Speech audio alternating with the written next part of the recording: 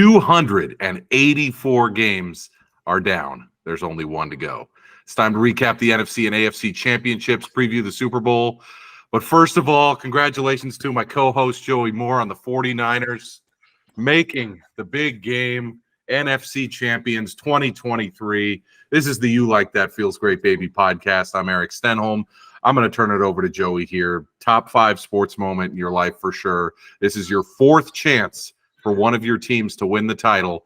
You had the Niners in 2012 and 2019, the Sharks in 2016. God, I hope the fourth time is a charm. How are you doing after that NFC championship victory? You know, I like to look at it more of like the Super Bowl this year will be the 3rd day. I could wake up and be like, this could be the freaking day. Because the Sharks, God bless them, no chance. Did not have one of those days there and never really were in it. So really it's just it'll be the 3rd Super Bowl. And I was thinking today, like, oh, I kind of miss, like, let's have a game this week. Like, why is it 2 weeks to the Super Bowl? And I'm like, you know what? That's 2 weeks you get to enjoy being in the Super Bowl before you potentially lose it. So I was like, you know what? It's not the end of the world, but yeah, I mean, what a freaking game. I mean, the postseason has gone so opposite of what the regular season has been this year, and then just seasons past, regular season and postseason have just been, you know, when they win big. You know, there hasn't been too many close games. If there are, they usually lose them. So to win in the ways they've won, especially Sunday, was, I mean, yeah. Let's dive right into it, man. I didn't even think they were going to win until like, I mean, the whole first half and even past that, I'm like, well, this year was kind of fun, but like ultimately, like, I mean, I thought they had to get to this point. If they lose to the Chiefs, depending on how it goes, like you could say they maximized this roster this season. I don't feel nearly as strong about them being the best team. I mean, they clearly have like some serious deficiencies, like especially right now defensively. Yeah. It just makes me question, like, are we really as good, especially on defense, as I thought we were? But yeah. It shows how good the roster is that the bare minimum for you to consider this season a success was to win the NFC. So, I mean, this is a huge game. Let's first recap Niners-Lions. So first, instant classic. One of those, like, you don't see these games too often where it's entirely one team in the first half and entirely the other team in the second half. Granted, the Niners got the ball to start the second half. They only got 3 off that opening drive.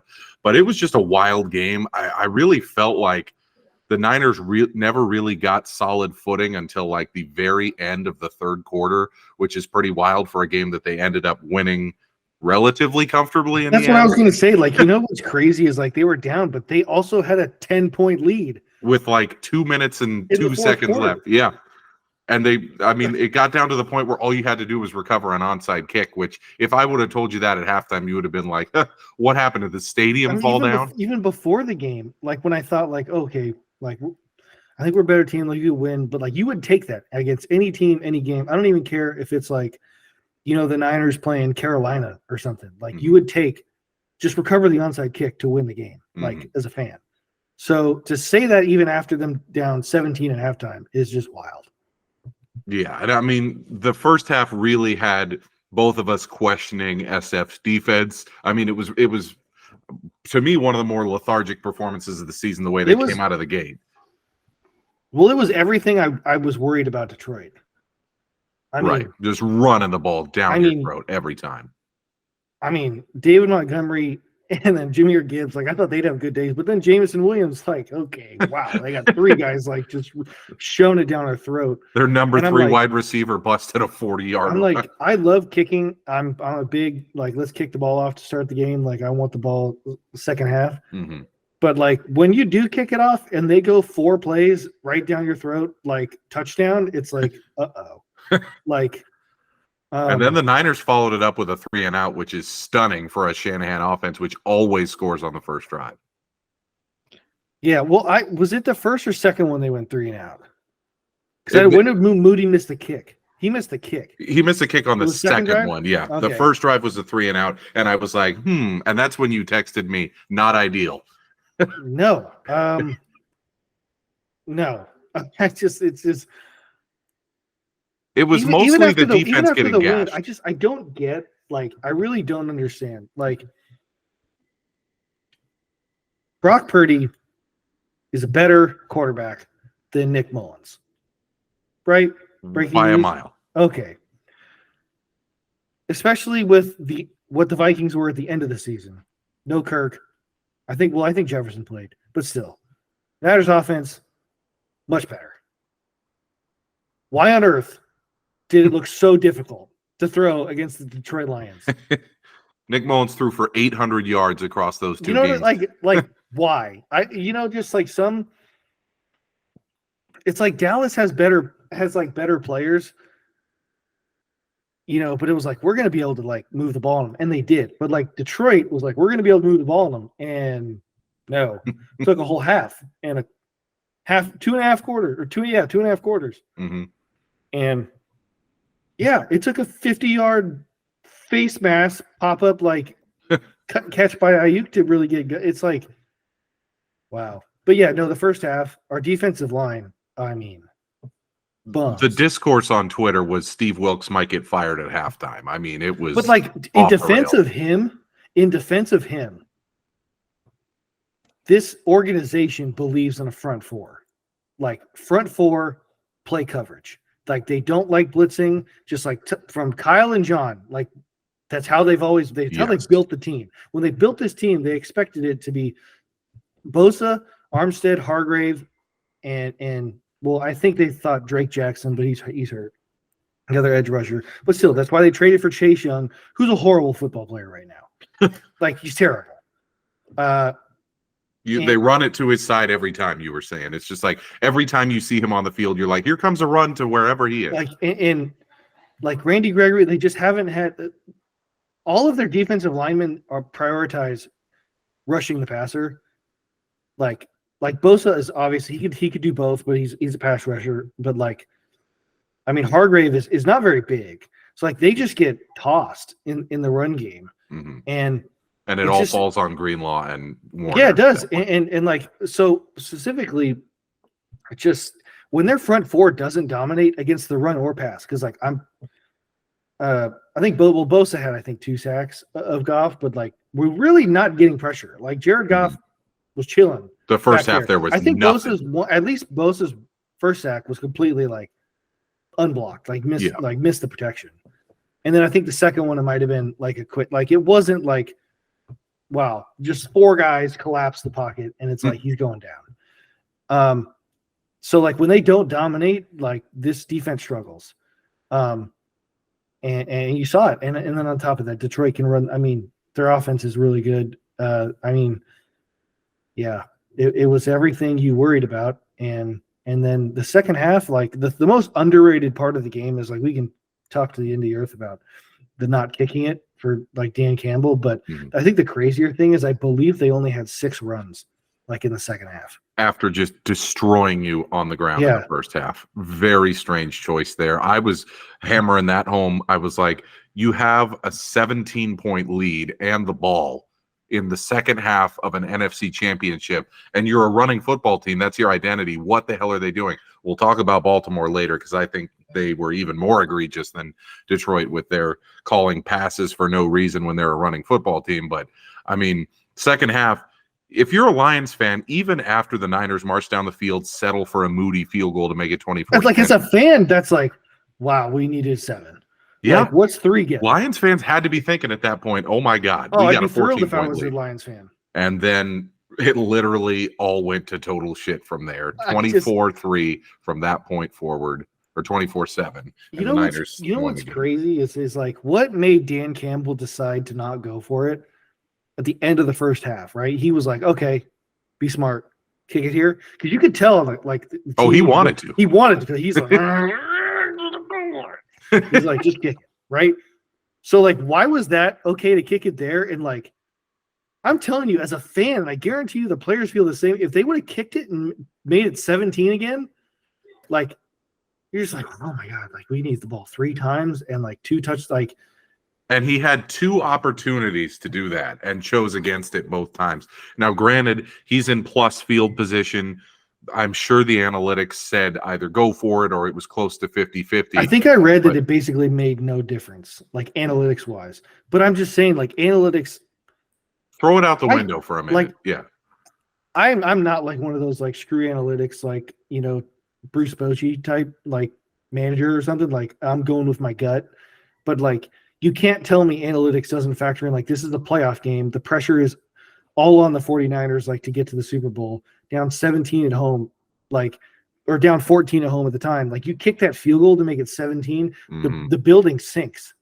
Like and the point that Burkhardt and Olsen hammered home too was they have a reliable kicker. Like he's not a household name, but he was, I believe, 88 or 89% on the year. And it wasn't like a 50-yarder. And it wasn't in horrible conditions like it was at Levi's the week before. So it was like, I thought, considering all that and considering the Niners are not a team that plays from behind, very strange choice. Like if you're going against an ultimately high-powered offense led by a Brady, a Rodgers, a Breeze, a Peyton Manning, okay. You're going against a team that is a run-first football team in the Niners with a quarterback who, yes, he's very good and he crushes it in Kyle's system. He's not a Hall of Fame passer. I don't think he's going to be. Like, why would you not take a 3-possession lead there? That's all. But even if you are going against Mahomes, that would be like what you would do. You know what I'm saying? You just want to make it so that they have to basically possess the ball 3 more times than you to have any chance. Like even at that point, up 14 with the ball, 4th down there, like Detroit had their foot on our neck. Like Campbell wanted to pick his foot up, high knee it, and like cleat spike our neck. Yeah, he wanted to suplex you guys. When all he had to do was like just put the foot down a little harder, like with the field goal, and like we're gonna suffer. We're gonna run out of time. Yeah, like even if we score touchdowns, we're gonna run out of time. And this is the main discourse after that second half. It isn't this supremely talented 49er team rose from the ashes and defeated the Lions. It's Dan Campbell had the Niners by the balls and he let them go. And it's a tough way to see that Lions season end. As an impartial observer, I was pretty shocked that this is the guy, Dan Campbell, who all year has kind of been the story in the NFL. He's taken the worst franchise in NFL history and brought him to the precipice of the Super Bowl. And it basically kind of goes all out the window with our last impression of this 2023 Lions team being an absolute choke fest in the second half. But back to the Niners. They choked though. Like if they kick the field goals, they like, you know what I'm saying? Well, and it's not necessarily that the Maybe players Josh choked, Reynolds it's that the coaches catch the ball. Well, Josh Reynolds, Dan Campbell, Ben Johnson, frankly, I think all 3 of the 4th downs that they didn't convert on offense were pretty weak play calls, except for the Reynolds one, which should have been caught. Man, I mean, I feel for the Lions fans. Obviously, I'm happy for all the Niner fans in my life that they get to go to the Super Bowl, but it would have been freaking wild if the Detroit Lions were in the Super Bowl. Would have been nuts. I think I said it last week. Like, it's cool, Dan Campbell. Like, I'll say this about him. He believed it. Like, he stuck to it. Like, he was consistent all year. Like, he did not change. Like, unlike, we'll talk about the Ravens, they completely flipped the script. Like, he was what he said he was and is. So, like, you can't really, at least you could say that. People were saying if he switched and played more timid in the NFC Championship game, that would have been Brandon Staley energy. Like, you're right. You're Mr. I go for it, and then you chicken out in the big moment. Like, he did it. But, yeah, I guess I said it last week. Like, when you coach like that, you coach like you're the inferior team. Mm-hmm. And the reality is Detroit, for most of that game, was not just like better, but like much better. Much more physical, that's for sure. Like, I mean, some of these run, like the Jahmyr Gibbs touchdown was like, what are we like? Where are we going? Like, you went untouched from like the 20 or something. Got like blown off the field. Like, it looked lazy. And then the fumble also was like, to get the touchdown from Ayuk, which by the way, very underrated, or like that was a 3rd down, like 3rd and goal from 7. Like, to get that, was huge because That cut it to 7. But then to immediately fumble, like, because again, if he would have fumbled like after 5 minutes go off the clock and fumble like in our territory, like time goes off and we still got to go the whole field, you know. Right. But to fumble immediately, to waste no time, and then we another touchdown is like. I mean, in our preview of the Niner Lion game, my point I was trying to make was, does the Dan Campbell aggressiveness worry you? I don't think that either of us could have imagined that it would have reared its head as much as it did. Like, that is the main storyline of that game, is that he was so aggressive that it basically killed the Lions' season there in the second half. So it's like, yes, it's what got him to the dance, but I mean, like you said, you can't coach like your Boise State and their Oklahoma in 2007. I thought about that. So hilarious you said, because I thought about that. Like they did. They were like hook and ladder, Statue of Liberty, like everything. And it's like what? Like why? Like Detroit had the same record. The game was only here because of a conference record tiebreaker. Like, I mean, and then you know what's crazy that I saw too is post game. He's like, we may never get back. Like, so you just got to go for it. I'm like, may never get back. I mean, he's right. Like I said last week, statistically, yes. Like he is right. But like to say that, like, man, I just shit. Like it'd be hard to get back here, man. Like I had to go. It's like, okay. Yeah. Especially with that division looking up next year. So that's it for the Lions. Obviously, we're going to preview the Super Bowl a bunch here in a minute. We got to talk about Baltimore KC. That was the first game on Sunday. We were texting each other throughout that one. One of the most poorly coached games on the Baltimore side that I have seen in a big game. My brother was texting me about this. We were looking back at, previous championship games. Hard to remember the last time a team fell this flat. Obviously, there was the Vikings in 2017 against Philly. The championship game that featured the Packers and the Bucks. I believe the Bucks were up like 28-3 or 21-3 at the half. So that was another example. But it was the first one in a long time where it was just like one team just does not have it from the jump, and that was the Baltimore Ravens. Lamar probably going to be the unanimous MVP for the second time in his career this year. He was awesome in the divisional round. I don't know what happened. Obviously, Todd Monken getting a ton of the flack for that play calling. They ran the ball, I believe it was on 28 or 27% of their plays, when usually it's in the 55 to 60 range. I don't know why you would go away from your bread and butter in a game where you're at home, it's bad weather, you're against Mahomes, you can control the ball. They just stopped running the ball about halfway through the first quarter after they got that first touchdown to Zay Flowers, and I was like, what is this team doing? I mean, one of the worst home championship game performances that I can ever remember. Just a decimating game for Lamar's legacy, for John Harbaugh, him having this opportunity to be one of those rare coaches that wins multiple Super Bowls in multiple decades across eras. Like, it doesn't really happen. Eras, ding. God damn it. Yeah, that hurts. But I mean, I didn't even think about it until you said it. I'm like, we try to not do it, but there it is. So my note here was, is this a game that you look at as equal parts KC winning with that great defense and doing just enough on offense, and Baltimore losing, or was this basically all on Baltimore, given it was at home and given how flat they looked from the second the game started? Well, I mean, the correct answer is somewhat of both, but beating Patrick Mahomes is really difficult, and boy, did Taylor's boyfriend have a vintage game. He was damn good. Really, he was in his bag. Like, I thought he was sensational. But still, at the end of the day, they scored 17 points. You know what I'm saying? Like, every Baltimore fan in the world would have taken 17. Oh, you tell me they score 17 in 2 weeks? Oh, sign me up. Like, so. But the big thing, and like, those people who told Lamar like years ago to be a running back, boy, they had a good day Sunday. Like, it was a really bad look for Lamar Jackson. Like, I think something was up, like, with the play calling, because they don't. I'm sure Lamar went to Todd Monken and like he has some input on the game plan and stuff. Mhm. Like he wants to throw. He wants to be seen as a guy who can win from the pocket. Because not only did they not call running plays, he didn't run Right. as much. So he wants to be seen as like a guy who can throw darts in the pocket. And the reality is Sunday was like, nope, like can't do it. You're not Like, that guy. Like you're not like it was bad. It was bad. And the turnover, like the pick in the end zone, like on what planet was he open? There were 3 white jerseys. It was the worst throw of 2023, all things considered, given the moment. I thought they had wrested some momentum away from KC. KC had, I believe, 8 possessions in the second half and had 0 points.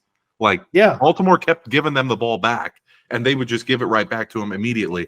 And then there was the big swing there where they had a nice punt return. They started at like the KC 45, and I'm thinking, okay, if they score here, they're down.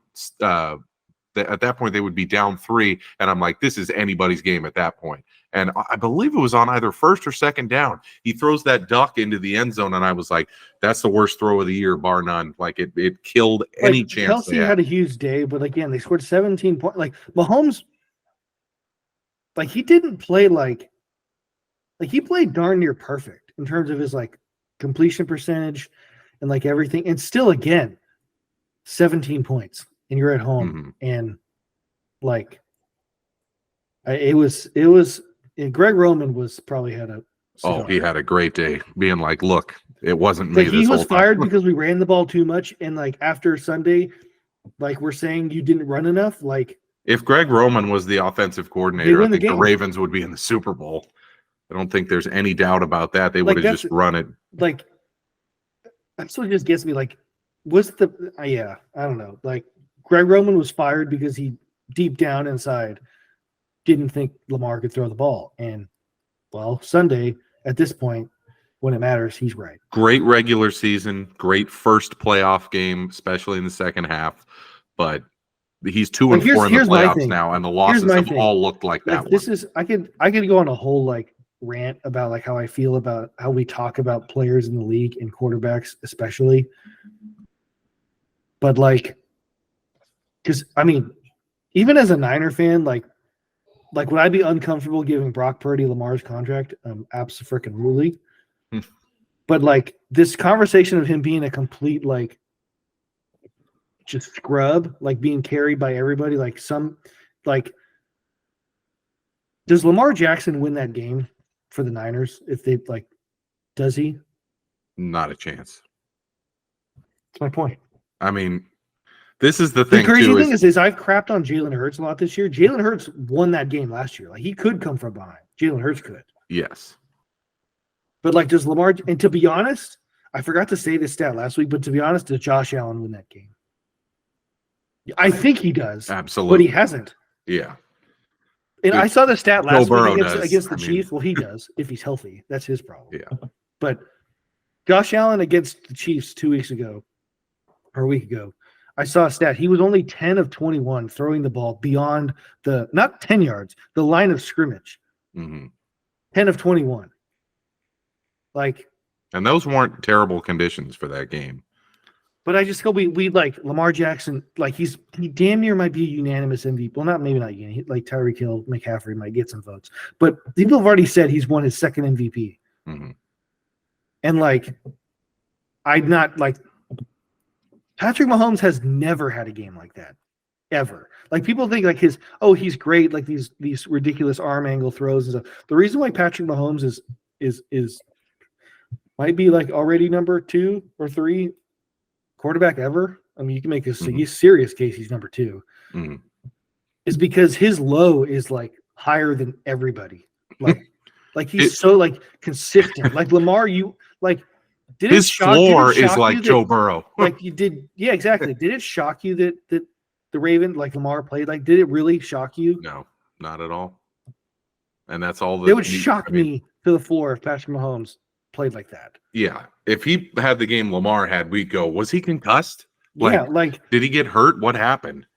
I mean, and this whole discourse this week about Lamar has been, I've seen so many things comparing him to Clayton Kershaw, where it's like regular season beast, postseason comes and he just loses his ability to do the main thing he's supposed to do, as we saw with Kershaw in the playoffs last year, where it's just like a complete and total unraveling when the playoffs come. It's like, it's a good comparison, but I look at other NFL quarterbacks who were multiple-time MVP superstars who struggled in the playoffs. Obviously, Peyton Manning comes to mind first. Like, look at his games the first 6 seasons of his career. Yes, he turned the ball over a lot. A lot of those games were in New England, so he's playing in weather, but there was never a game like this where it's just like clear from the second the game starts that even though you're at home, even though you got that home crowd behind you and you have an epic defense, it's just not going to happen. Like, we can't complete the ball down the field. It was really rough. And again, I say this with all respect to Lamar. Like, I really like the guy. Obviously, everyone in America was rooting for him last week. Like, I sent you all those memes. Like, you had the Avengers in every country in the world, and every company and every team was all on the Baltimore side. And then KC, it's just them alone. It's like, he was our guy. We put our faith in him. And then the second the game starts, you're like, this is a guy who he needs to run the ball to be successful in the NFL. And either Spagnuolo called a perfect game, or Monken called a terrible game, or maybe Lamar just doesn't have it when it matters. If he's going to win, he has to play his brand of football, which, whether he likes it or not, is not a pure pocket passer. No. Or like even close. Like, he has to run. And that's okay. Like, who cares how you win, right? Mm-hmm. But the thing is why it's just, that's never won, really. Like, running the ball, like, eventually when you get to the playoffs, you play really good teams, you play really good defenses, and you have to eventually, like I've said before, if your position is to throw the ball, like quarterback, you have to throw the ball. Like, that has to be, like, it's part of the job description. Like, it's like if you draft a receiver, you're like, oh man, just his hands are a little sus. Like, that's the problem when you play receiver. Like, yeah. Shout out Troy Williamson, 2005 Vikings first round pick. Exactly. Yeah. Like, if you can't catch the ball, it's a problem. Like, like baseball, like, you play shortstop, like, you better be able to field the ball. Like, you cannot just like kick the ball around. Like, even if you hit 40 home runs, like we had Semien, been an all-star, right? With the ball get hit to him, like, dude, no one cares you hit 35 jacks if, like, you hit the ball's hit to you and that ball gets thrown into the third row. Like you have, like, it's part of the job. Yes. Like, you go kick the ball around in right field. And we were so validated by that when he became a free agent. He signed with the Blue Jays, and they stuck him right at second base the second. Exactly. Yeah, I mean, just like, or like one of my favorite players ever, in sports, Brent Burns. Like, his thing is like, he cannot defend sometimes. I mean, he just struggles. He's a defenseman who you can't defend. Carlson, you put up 100 points, you're like minus 30. Like, I mean, you have, like, if you're a defenseman, defend. If you're an offensive lineman, probably should be blocking. Like, you could block. Like, and look back at the history of the NFL. There's only 2 running quarterbacks that have won the Super Bowl. I mean, you look at it, it's Steve Young, who was when he retired was the most accurate passer in NFL history. He could also run. And Russell Wilson, who probably would be a Hall of Famer if he wasn't a running quarterback. So it's like, I mean, got to focus that aspect of the game. 2019 and 2023, Lamar was excellent at passing in the regular season.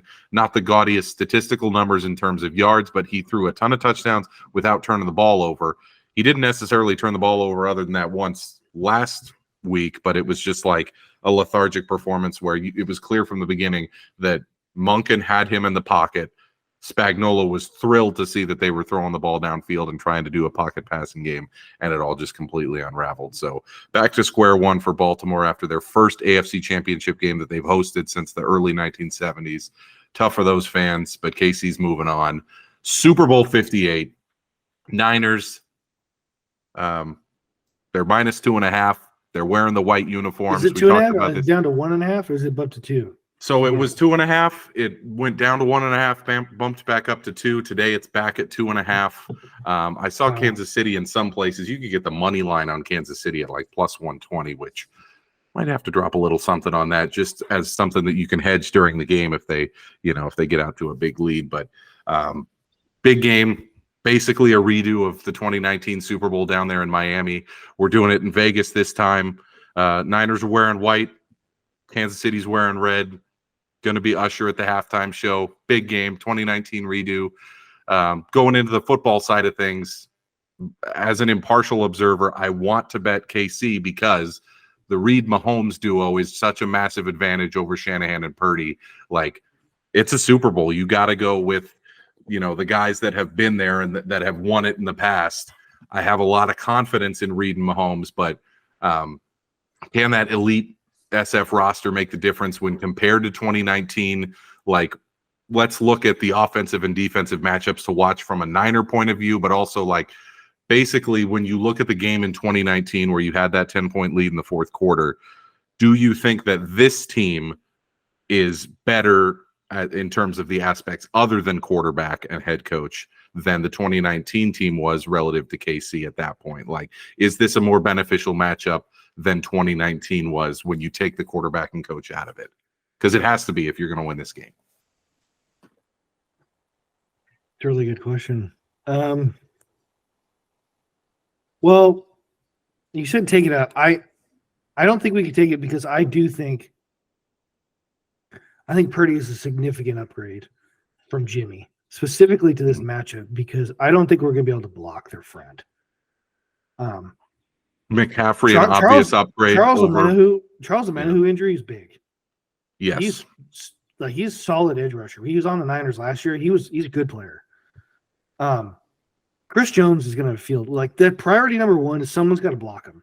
Mm-hmm. He will and also Chiefs, I remember, like, in 2019, batted a lot of balls, like a line of scrimmage. So I think Purdy being able to move, and we saw that tenfold last week. I mean, he's an athlete. He, again, is not Kaepernick, is not Lamar Jackson, not Michael Vick, but like, he can move.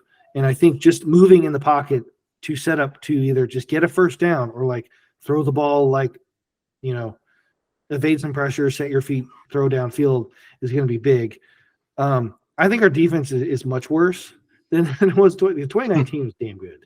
That was Bosa, Buckner, Armstead, D Ford. Like, Fred Warner was there. Dre Greenlaw was a rookie, but Quan Alexander was there. That's when we had Richard Sherman was on that team, and it was like much better than it is now. But on that same thing, I think our offense is much better.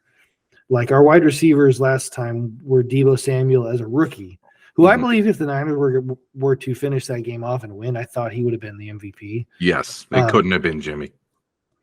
And Emmanuel Sanders towards end of his career, solid. Yeah. But this year it's going to be Brandon Ayuk, Deebo Samuel, Juwan Jennings, George Kittle, Christian. That part is a lot better. And Trent Williams.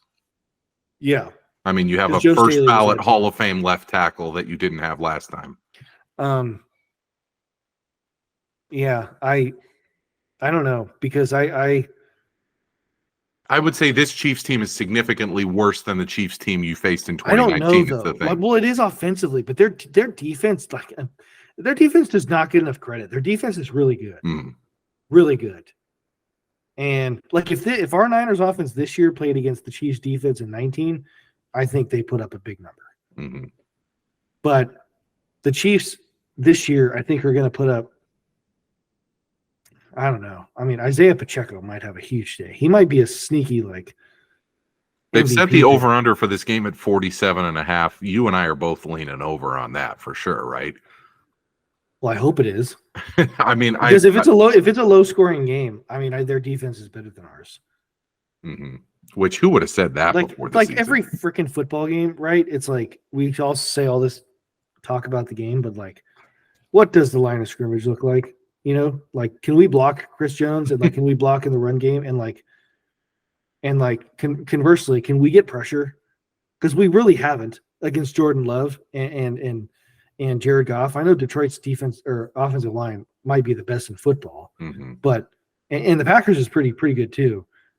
But like, if we don't, somebody on your D line has to step up. I mean, if we don't get pressure, it's curtains. Like, then we have to blitz, and that leaves us exposed. And as we've seen, when you blitz Mahomes, you lose. Like, it's literally, he is the best quarterback ever against the blitz. If you send blitzes against him, he picks you apart with these little dink and dunk throws. And then if you don't blitz him, he'll usually find some space over the top. Like, there's a reason that the guy is in most people's mind, already the third best quarterback of all time.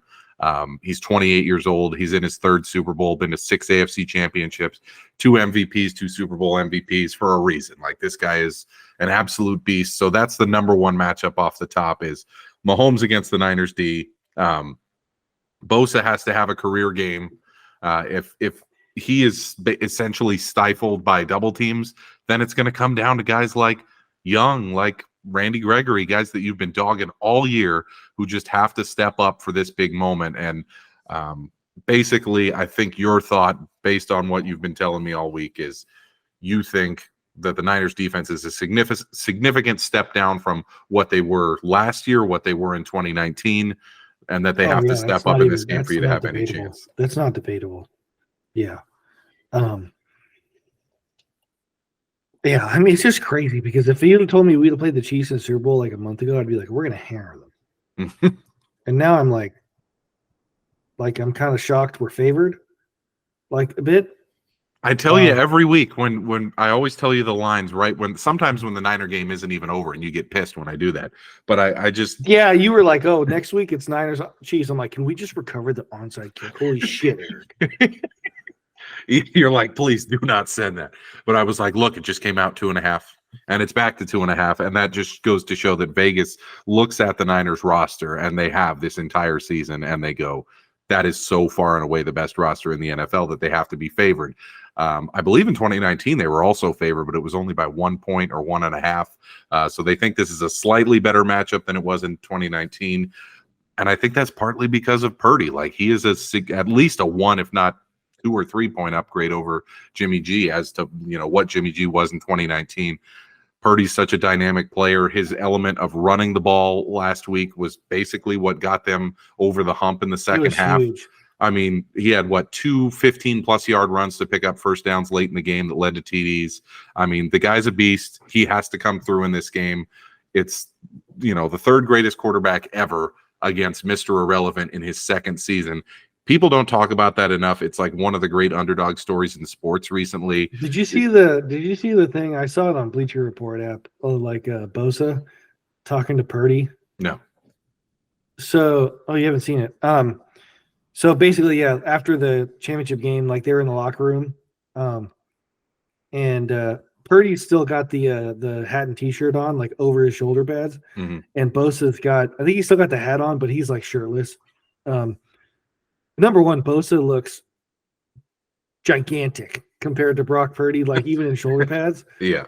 But Bosa looked at him. He's like, can you really believe you're doing this, man? Like, honestly.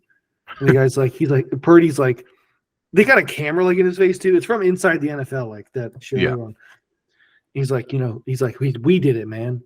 And then Bosa looks like he's like, no, seriously, dude, like what the fuck? Yeah, he said, like, he didn't say that, but like, no, seriously, dude, like, did you really have this? Did you really think you were this good? He's like, I mean, you can always play better. He's like, no, like, he's like, man, like, I was a second pick in the draft, and there were times like I lacked confidence. Like, he's like, you were dead last. Like, he's like, did you really think you could be here?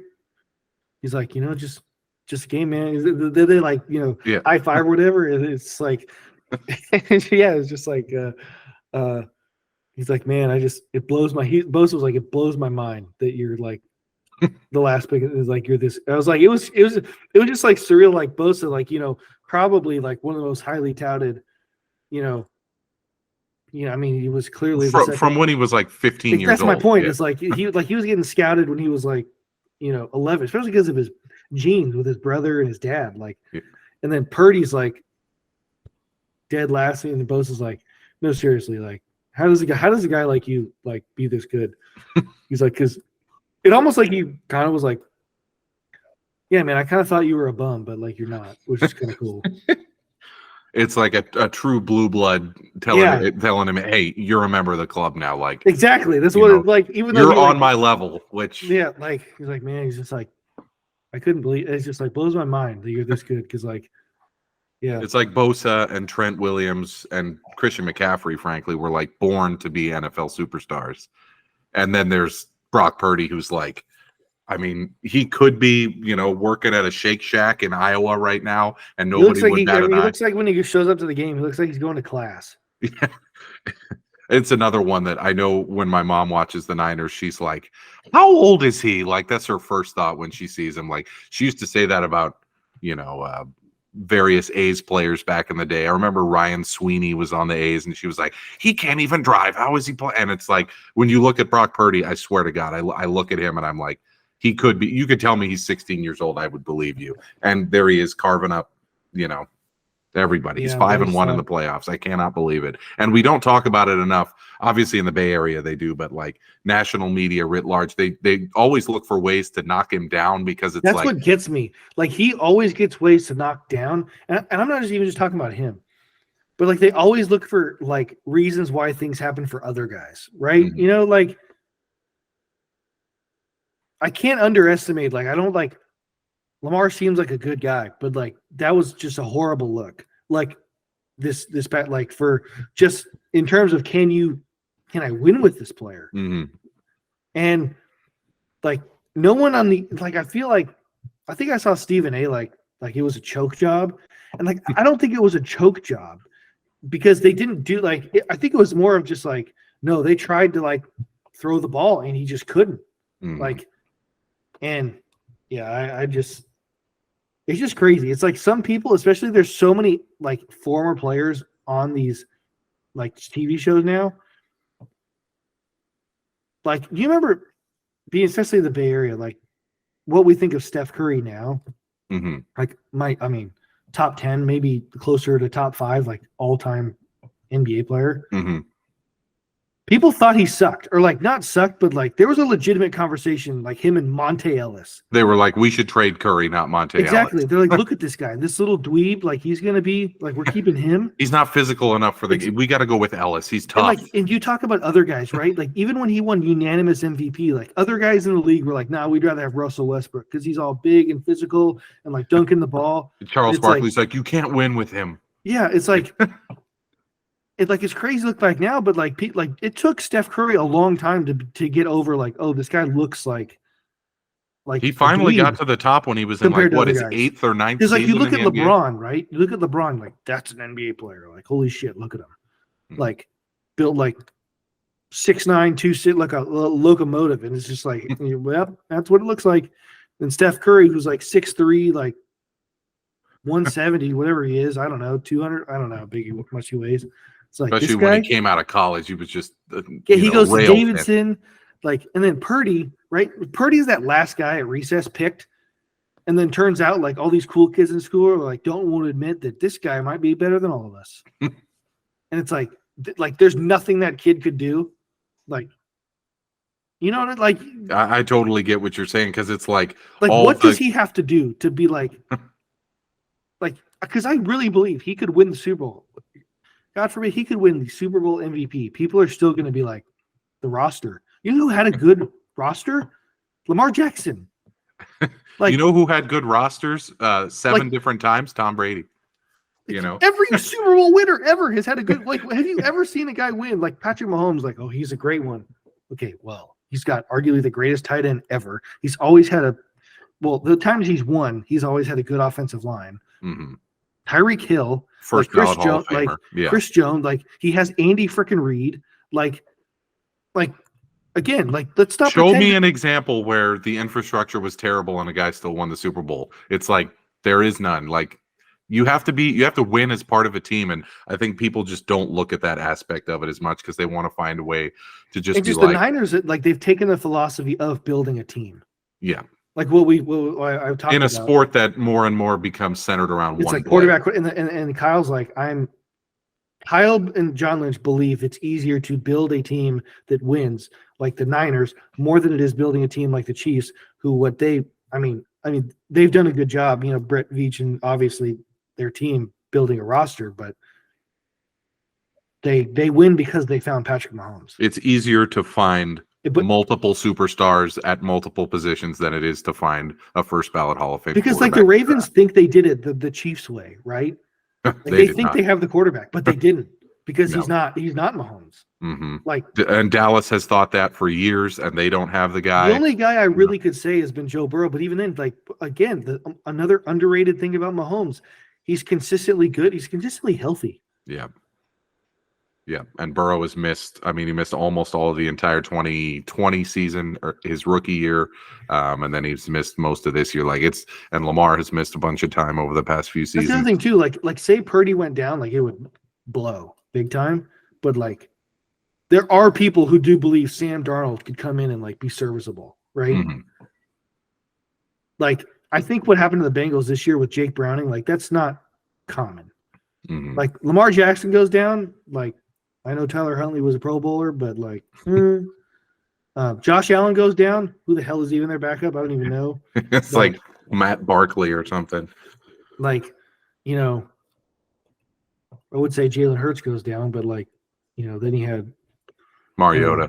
Oh yeah, this year I was gonna say last year he had Gardner Minshew, but yeah, Minshew Pro Bowler this year. Yeah, the Pro Bowl just does but like not matter anymore. That's a whole other thing. Like, if somebody gets hurt on the Niners, right? Like, it's still a good team, right? I don't know. It's a good thing. Like, I would rather build it the Chiefs way. Like, if I because it's more sustainable long term, like, right? Because I got Mahomes. Yeah. Like but when your thing is like, there's only one of him, so there's no other team that could build that. And quarterbacks can play for 15 years. You can't have a great roster for 15 years. You can't have Trent Williams and It's really hard. George Kittle and all those guys for 15 years. You can't. So, yeah, I totally get it. That's why this is such a great matchup. It reminds me a lot of that old school, 01 Super Bowl between the Pats and Rams, where it's like you have the one team with Kurt Warner and the high-powered offense, and everybody's like, oh, there's no way they can stop. And then you got this team with the second-year quarterback drafted late. You're like, hey, watch out for them Pats. So this will be a really good one. Obviously, we'll make our picks and look a little bit more into that game later. Let's go to Joey's Jack and the Bum of the Week, America's favorite segment. A lot of different candidates here based on last week's games. Zay Flowers, I feel like Dan Campbell shitting his pants in the second game really took a lot of the attention away from Zay Flowers. For about a 5-minute stretch there, he killed that entire team. One of the dumbest penalties I've ever seen, catches a long bomb. That was the first positive play for the Ravens in like 2 hours.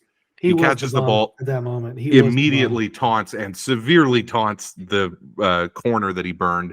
Just like stands on top of him, drops the ball on him, points at him. I'm like, what a freaking idiot. And then proceeds to fumble the ball into the end zone while jumping over into the goal line several plays later. Then he hurt his hand. Slammed his helmet. Slammed his helmet, threw a tantrum on the sideline. He would have been my pick for Bum of the Week, so I had to drop him first. Lamar Jackson, again, this is one where he's the MVP of the league, so you can't call him a true bum. It's got to be multiple weeks of shittiness, but that was the worst game of his career at the worst possible time. Todd Monken, who was getting all these accolades, even apparently head coaching interviews based on how good he did this year with Lamar getting him the MVP, and then called just, I think, the worst game of the playoffs by a mile by an offensive coordinator. John Harbaugh, I mean, we're going all Ravens here. They were just an absolute disaster, poorly coached. I think there was 5 unsportsmanlike conduct or personal fouls on the Ravens. That's not something a Harbaugh team should do, and they did it at the worst possible time. And then Josh Reynolds for his epic drops, 2 of them on 4th down that really cost them a chance to have a shot there at the end against the Niners. But there was only one way to go this week, Joey. Yeah, it really honestly hurts my football heart because I really do. I love this guy. I love this. I love his team. I'm really glad we won, obviously, for a lot of reasons. Breaking news. But, like, I remember before the season, I thought about this a lot. Before the season, we did a podcast, and I said, like, do you know a big reason why a lot of people root for the Lions is because they haven't won a big playoff game in like a while, so they haven't pissed anyone off. Mm-hmm. Well, like, they would have pissed me off if they would have beaten us in the NFC Championship game, and I didn't want to, like, hate the Lions because, like, I love the whole story. So, but yeah, the Jack and the Bum of the Week this week is Dan Campbell. You mentioned a lot of guys who cost their team. No single person cost their team more than him. Sadly, Absolutely. I think. even more than like Zay Flowers. I mean, you could argue him. I mean, gave up a touchdown basically, but still they lost by 10 or they lost by 7. But I just head coach to make several, I mean, just reckless decisions that really weren't that like I can live with Zay Flowers diving for the end zone trying to make a play. I could. I hate it, if you're a Ravens fan, but you could live with that. I can't live with not taking a 7-point lead on the road at Levi's in the NFC Championship game. I just can't do that. I can't. He, as you said, he had multiple chances where he had the foot on the neck and he could have just ended the game. And both times he tried to go for style points and it killed him. Yeah, he was. Yeah, he did. He went for style points, which he already had the fight won. Really, he had ripped one kneecap off and he was trying to go for the other. He bit his own kneecap, is what he did. Yeah, I mean, again, when he was hired, you and I made the joke after that press conference, like, what a freaking blockhead idiot, like biting a kneecap while wearing a suit. He's like, we're gonna bite a kneecap off. I'm like, yet another idiotic Lions hire. And then boom, he got him to the doorstep of the Super Bowl before he finally kind of crapped his pants. Big win for them that they kept Ben Johnson too. Yeah, against all odds, it was like Washington was basically telling everybody. It was weird. He kind of went Josh McDaniels on him. Yeah, like they were on the way there, and he's like, "No, I'm good. I'm taking myself out." Every Washington fan thought he was. Everything leaks, right? You just never know, like with the media now, because then like Schefter would be like, "Well, like just I heard he just didn't interview well. Like he didn't get the," and then he's like, "No, I interviewed fine. I want a lot of money." Or like it's all this stuff. It's like you never really know, but it's like, he was kind of crazy that Washington new owners and everything. Like they hired Adam Peters from us, and he's got a heck of a resume. Mm-hmm. So you think they'd be more on the right direction to doing well, but they still. It's not a good look when you're like the last team without a head coach. Like that means no one. Like Carolina, for crying out loud, hired a coach. Mm-hmm. I know maybe not everyone wanted him, but big win for the Lions to get Ben Johnson back, and it speaks to how much that staff loves Dan Campbell and loves working for him.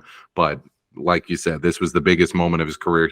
As he said, he may not get back here. This may have been the Lions' best chance, that they'll get in the next 50 years after having basically no chance to win the Super Bowl in the last 50 years. It's like obviously a huge moment for the Lions franchise, and to have it be the coach that really lost it for you is devastating. Obviously, Josh Reynolds gets a lot of the flack as well, but I mean, 2 different chances to just put the hammer down and win the game, and man, tough spot for Dan Campbell, Jack in the Bum of the Week. I just think like, what would he have gained if they would have gotten it? You know what I'm saying?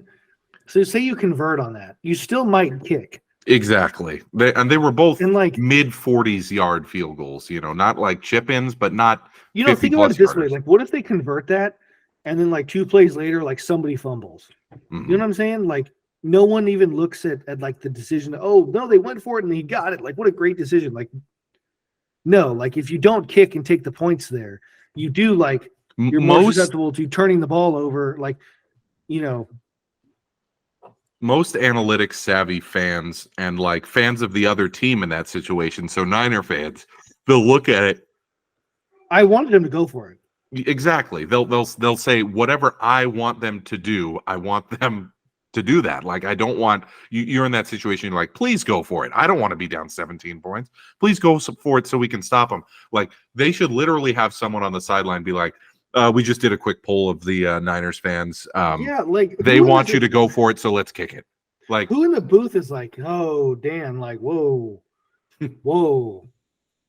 Like, send the kicker out against his wishes, The special teams coordinator just shoves the kicker out there like, no. We have to kick this one. So tough spot. Obviously, great thing for Niners fans that you're in the Super Bowl, but feel terrible for the Lions fans who got that close to the impossible dream. Let's go to the You Like That picks of the week. I just want to hammer something home before we get to our final pick of the season. So the season is essentially over. We got 1 game left. We went 5-2-1 on our preseason futures. We did 4 preseason pods where we basically picked what would happen this year. And we went 5-2-1 on those futures. Then we went 47, 39, and 4 in the regular season, and so far we're 7 and 5 in the postseason. That works out to 56.2% of our picks have been correct. Assuming all the bets are at minus 110 odds, you need to be 52.58% to be a long-term winning sports bettor. We're at 56.2% after last year being at 60%. Like, we are long-term winners, just a couple of absolute knuckleheads who all we do is watch football. And look at us. If we had been literally betting, big amounts of money on every one of these games, we'd be super, super profitable. Look at us. I'm just so proud of what we've accomplished here as two guys who just watch football and have no analytics background whatsoever. So tip of the cap to us. Sometimes you just got to pat yourself on the back. 56.2% for 2023. Great work by us. One more pick to go for the season. We're taking Kansas City plus 2.5. There is a way that you can accomplish your dream of the Niners winning a Super Bowl and us still winning this bet, and that's a 1 or 2.9er win. Like I said before, I really trust Mahomes. I really trust Andy Reid. This is a game where you've got a guy in Purdy who is at the apex of his career. Some might say that, like, this is one of the most unlikely rises of any athlete ever against a guy who could be the GOAT 10 years from now. And if you're willing to take the upstart guy in that situation, more power to you. I will take Mahomes with the points every time I can get it. Kansas City plus 2.5. The final, you like that pick of the year. Thanks everybody for listening throughout the year. We've appreciated the feedback. Lots of comments when we post these picks, and sometimes people are just giving us so much shit, but numbers don't lie. 56.2% this year, folks. Couple things left to do before we close out the pod. Get Joey ready for that Super Bowl Sunday. Let's start with the feels great, baby. Your wildest take you feel best about currently. We were texting about this all throughout the Kansas City-Baltimore game. You have a take that I think a lot of people will agree with, but that not a lot of people have been thinking about recently.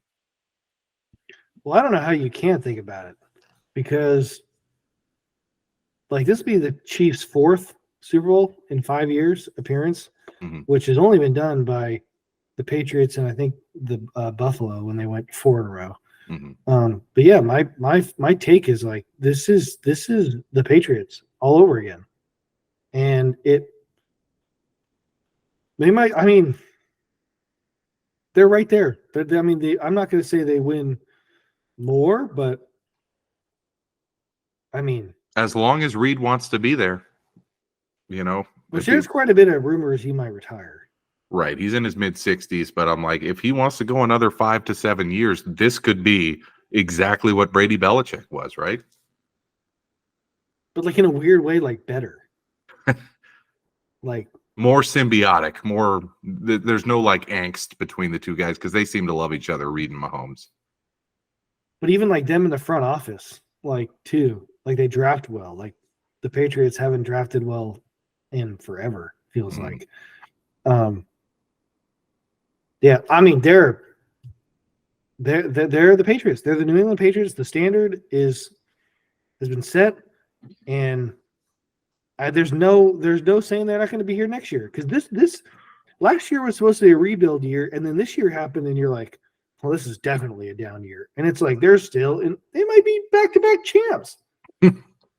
And really, a lot of people would say did not hit their full potential in either season and still might win back-to-back Super Bowls. It's absolutely insane. The Pats were in 8 straight AFC championship games from 2011 to 2018, but at that point, Brady was in his, GOAT reign at that point. This is Mahomes' first 6 seasons as an NFL starter, 6 AFC championships, 4 Super Bowls. It's like nobody has ever been on this pace, not even Brady. You said the point that you were making, and the take that we want to hammer home here is after Brady left New England, we said we will probably never see that kind of dynasty in a salary cap era ever again. And yet here we are 6 years later, and we've got another one. Yeah. It's just there's nothing. It's like if you look at the next 5 years, even it's just crazy even talking like this, but like What would the next 5 years? What do you think the Chiefs over or under would be for titles, Super Bowl titles? Probably 1.5 with the appearances in Super Bowls being 2.5. I would think. And you But might even take the over. that's the next 5 years. So forget this year. Next 5, that's potentially like say 2, right? Mm-hmm. Well, if they win this year, they got 3. Hopefully they don't. Can they say Reed coaches 5 more years? I think is the point you're trying to make. Say he coaches the next 5 and then retires beyond 5 beyond this year. You would expect them to win at least 1, if not 2, if not 3. Like, so say Mahomes gets to 5 titles by the time Reed retires. Holy shit. Like, they could be better than the Patriot dynasty. And like Brady, and very much unlike Belichick, if Mahomes is still there and Reed leaves, granted, they probably won't find somebody as good as Andy Reid, but like I assume they'll have a really good coach. Like Brady ended up going to Tampa, winning with, Bruce Arians.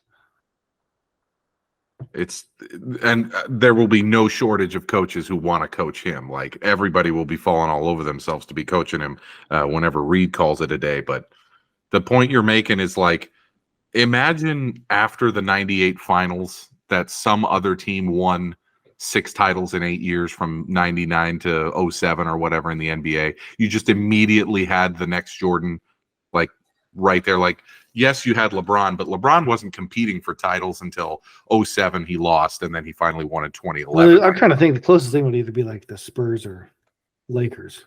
Right. And the Lakers won 3. The Spurs won 4, but it was in a 14, 15-year stretch. Yeah, they won like, because they won in like 5 or was it 5 or 6? Was it? I think it was 4? 5. They won in 99, 03, But it was 07. like 15 years. Like they never Right. won back to back. Like it never was like. There's no just dynasty after dynasty that's long term like this. So essentially, the Patriots were at the top of the NFL standings from 2001 to 2019, a 19-season stretch. You're like, that will never happen again. And they had the same head coach and the same quarterback the whole time. Like, that's never going to happen again. Well, Mahomes and Reed are already at 6 of those years. They're a third of the way there. Mahomes is 28. As long as Reed wants to keep going, and as long as they can field, at least a semi-competent roster around them, this is like Dynasty Part 2. It's amazing. Yeah, no, I mean, they're winning Super Bowls in their down years. We thought after they lost to the Raiders on Christmas that they were toast. That it was like, oh, they got. How could you not think that? I just like, but then you look at it like at a micro level. Like, I know you liked Miami, but like I was like Kansas City's. I was pretty confident Kansas City would beat Miami. Like, just. Oh, and by the way, I Miami forgot to mention this earlier. I picked against Kansas City in the wild card, divisional, and championship round and lost all 3 of those bets against the spread. Like, I'm not going to do it again. That's partly why I picked Kansas City there. I looked back at our stats over the course of the season. I picked against Kansas City 7 times, and they covered in 6 of them. So I went 1-6 against KC. Like, that's the kind of thing that back in the day, you'd see Patriots favored by 7.5 on the road. You'd be like, that's crazy. I don't care how good Brady and Belichick are. Like, 7.5 on the road against a good team, that's nuts. And then they would just win by like 31. It's like, we are in that type of a football situation again where why would anyone ever bet against KC? I keep doing it. What an idiot. Yeah, no, I did. But like, and I was really confident against Buffalo. I was not. I bought into the Ravens. I really did. I thought they were, but it didn't shock me that the Chiefs beat them. Like, it's just, yeah. I mean, to heart of a champion, man. I was just about to say, to be the champ, you got to beat the champ, and no one's been able to beat the champ. Well, it's all up to Brock Purdy now. It's all up to Brock the Glock Purdy. Let's close the pod with a couple silly things before we get to that Super Bowl weekend. First of all, I want to discuss the difference in watching a Super Bowl with your team involved versus without. So this will be your 3rd Super Bowl where your team's in it. My brother Evan has had 3 of those as well, with the Seahawks in 05, 13, and 14. obviously it's different. If it's, say it was Kansas City against the Lions or whatever, you would watch the game and you would eat some snacks and you'd chat with your family and friends and you drink some beers and, oh, it'd be a good old time. But give us the perspective now that this is your third time doing it, like how different it is on Super Bowl Sunday with your family and with food and with all those things compared to when it's a neutral game. I mean, it's wild. First, like, how players say, like, especially they're going to go to Vegas for the Super Bowl, like you'll hear the coach and the team be like, this is a business trip. Like, this is a business trip for the fans too. Yeah. Like, I'm not going to say Super Bowl Sunday won't be fun until they win. Like, no part of it is going to be fun. Yeah, I mean, well, I still eat a lot. Like, that's still the same. But, like, it's not like, oh, what's the coin toss? Like, oh, the halftime. Like, dude, the halftime is when we're taking a dump. We're going piss. Like, we're going to go cool off. Take a little walk around the neighborhood. Yeah, like, exactly. And, like, just decompress. This is probably the most excited I've been for a Super Bowl, not because of anything with the team, but just like what I think we're going to be like doing and stuff for the game. Because yeah, the Ravens one, I remember, like, I was at our house and my parents had like people over. I like didn't want to watch the game with.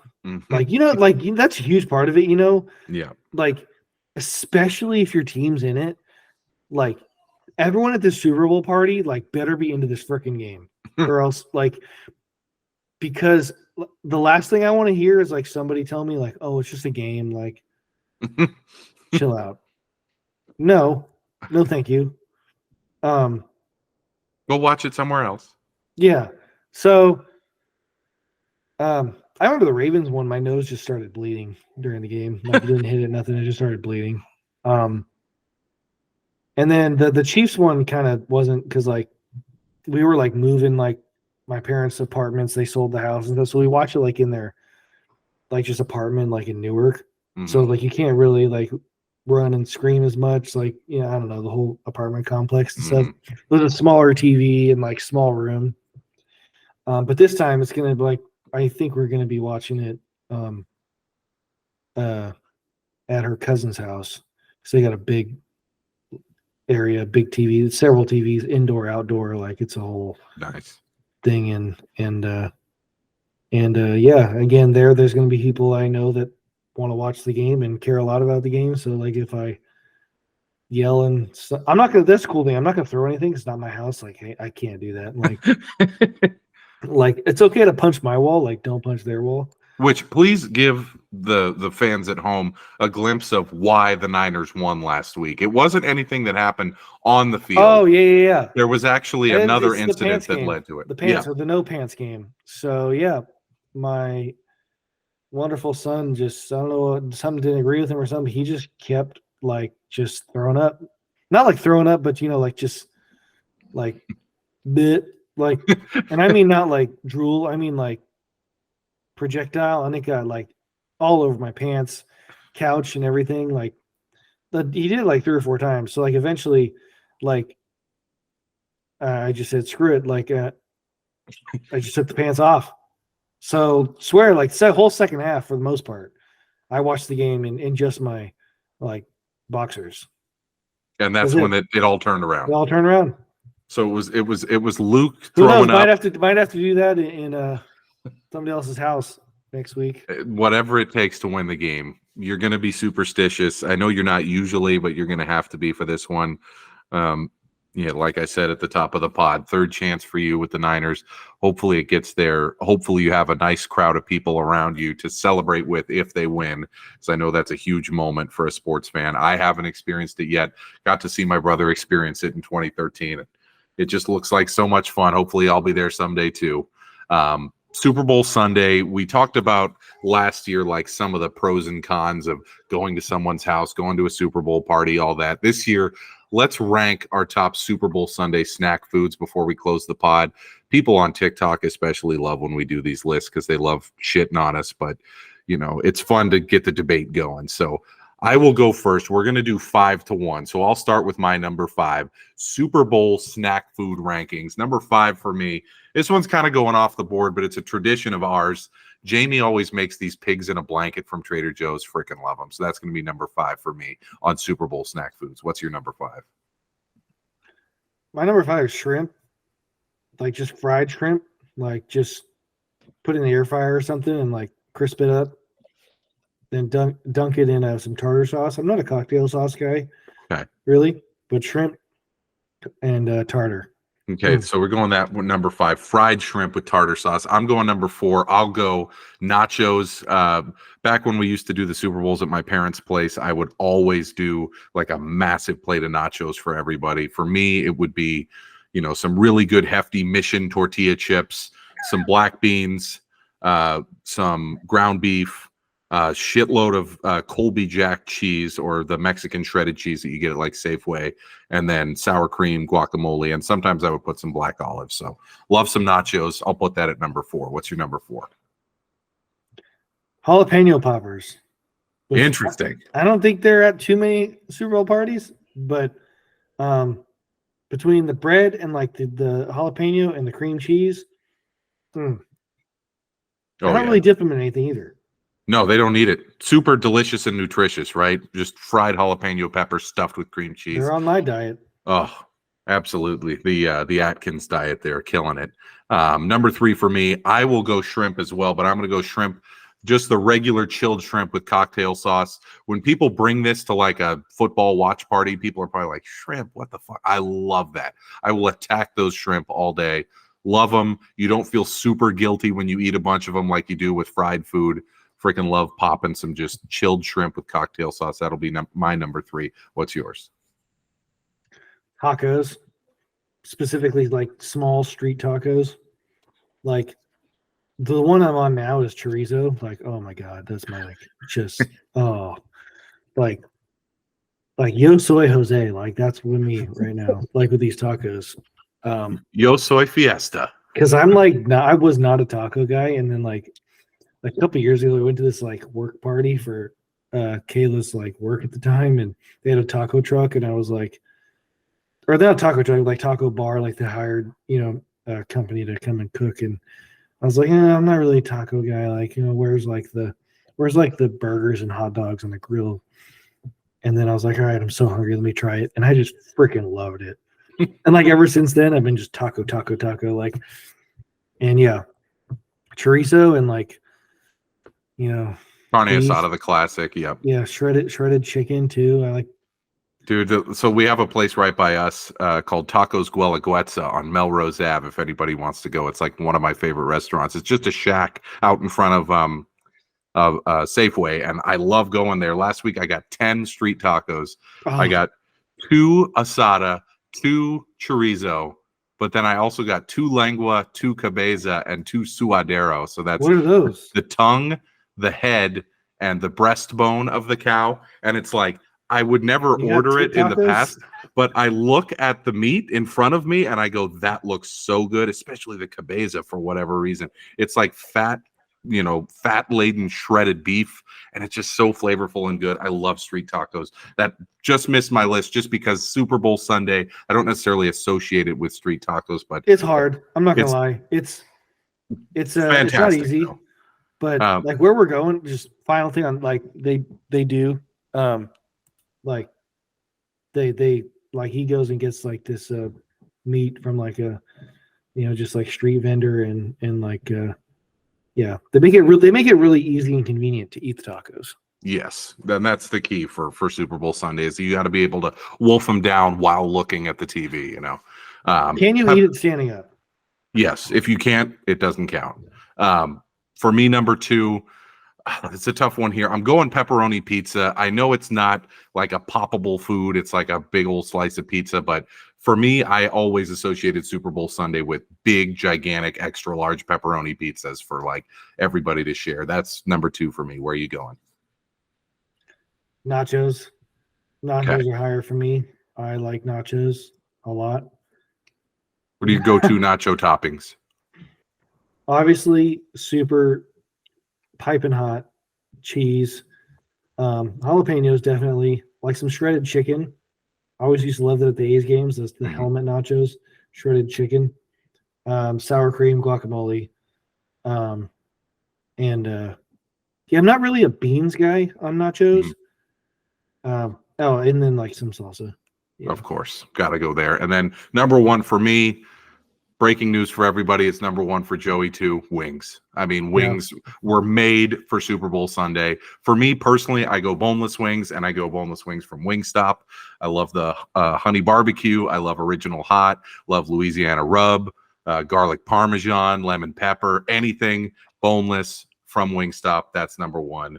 They start taking their Super Bowl orders like 3 weeks in advance because everybody knows they really? That's the shit. Wow. Boneless wings got to be number 1, folks. I mean, if you're having a Super Bowl party and you bring over like 40 of those Wingstop boneless wings, you are a superstar. All right. Any parting words of wisdom before we go? We got the Niners in the fucking Super Bowl, dude. I cannot believe we got to this point. The pod has manifested it. Like, yeah, I don't even know. It's just it's surreal because, like, I have the third day in my life I could wake up and like, wow, might be. I see. The thing is, like, I really want to get like I really want it to be like a big deal, like potentially if they win. It's like I do want to like have champagne. Like I want to spray some, like, go to the backyard or something. Absolutely. And like. I want to like get a cigar or something, and like, I mean, really, like, we're doing this. So it's like to buy all that, and then like I thought, like, dude, to do all this and they potentially like lose is like gotta be just like a very like empty feeling. So when the Seahawks won in 2013, we did not tell Evan that we had a bottle of champagne in the fridge. We did that without him knowing, because I think he would have lost his shit if he was like, "Don't buy that." We'd be like, it's terrible luck, but we did it. We stashed it in the back of the fridge, and then when they won, we brought it out to him, and then he was shaking the champagne bottle, and he was firing it off, and he didn't know that I had already left, ran around the corner, filled up a giant bucket full of water, like ice cold water, and I dumped it on him in the middle of his spraying off the champagne, and he was just like so excited. And I hope that you and all the folks over there at Kayla's cousin's place can all celebrate a massive Niner victory. Take a dump, and I might not dump. I'm not going to take a dump. I say a dip in there. They got a pool, like just run and jump in the pool. Just the second that the clock strikes 0, just sprint out of the house and jump in. Might as well do that too. We may stop by for a quick pod or a quick video prior to the Super Bowl, but in all likelihood, we'll be back on February 12th, the day after the Super Bowl, to recap everything. Hopefully talking to a still inebriated Joey after an epic Niners Super Bowl victory. Thanks to everybody who's been along with us for the ride. If you're a Niner fan, and I know the majority of the people who listen to this are, good luck. Good luck in Super Bowl 58 and Taylor and Travis's reign of terror. America is behind you. I'm a Vikings fan to my core. Cool summer. Yeah, send them off. It's going to be a cruel summer for all those KC fans. I'm a Vikings fan at heart, but I will say, faithful to the Bay. Let's go Niners. Super Bowl 58. Thanks everybody for listening. This is another episode of the You Like That Feels Great Baby podcast.